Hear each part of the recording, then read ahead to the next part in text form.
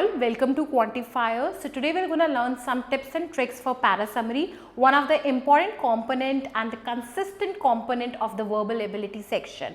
So parasummary, let's understand, I believe that the one strategy that works for the parasummary is, first of all, whenever you are reading the passage that is given to you for the parasummary, always divide it into certain key ideas, that this is an idea 1, this is the idea 2 and this is the idea 3, so that you know what are the 3 or the 4 things that the question set that the author has highlighted in that particular paragraph.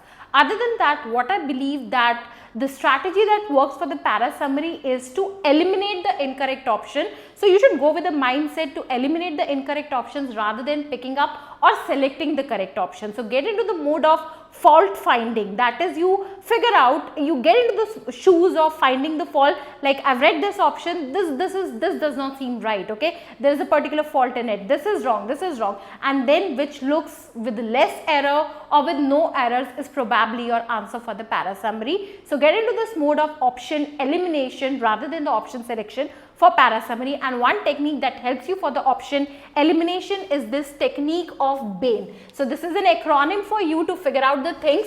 So BANE actually stands for something which is broad, okay.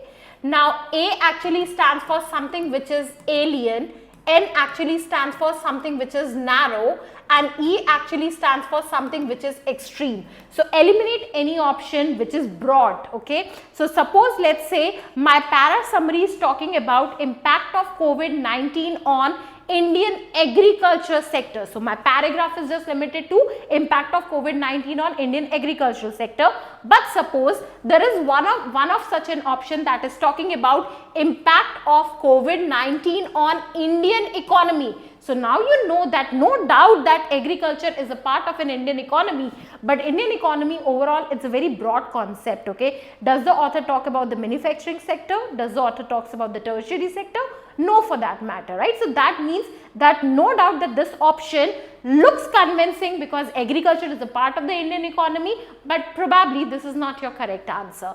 The second is eliminate anything that brings new information. So anything which the author has not talked in the initial paragraph, how can it be a part of the summary, okay. So eliminate those things that are alien. Similarly, the most common trapped thing that the question setter always use with the option is that he picked up the summary which is a narrower summary. So for example, let's say I talked about impact of COVID-19 on Indian economy. Now I'm talking about in Indian economy, my one idea is talking about the impact on primary sector, the another idea is talking about the impact on secondary sector, and the third idea is talking about the impact on tertiary sector.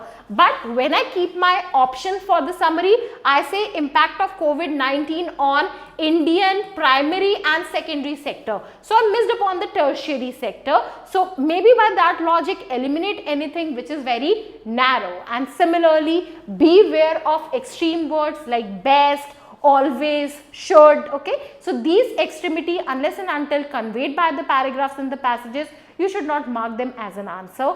But understand one thing for the parasummary, that the most important key is that it is the crux of your entire paragraph, okay. So it should be presented in as little words or as less words as possible, okay. Secondly, it should always reflect the main idea of the passage. So no matter how crisp your parasummary option is, but in case if it is missing upon the main idea of the passage, it cannot be your summary, okay. That's it for the parasummary. Thank you.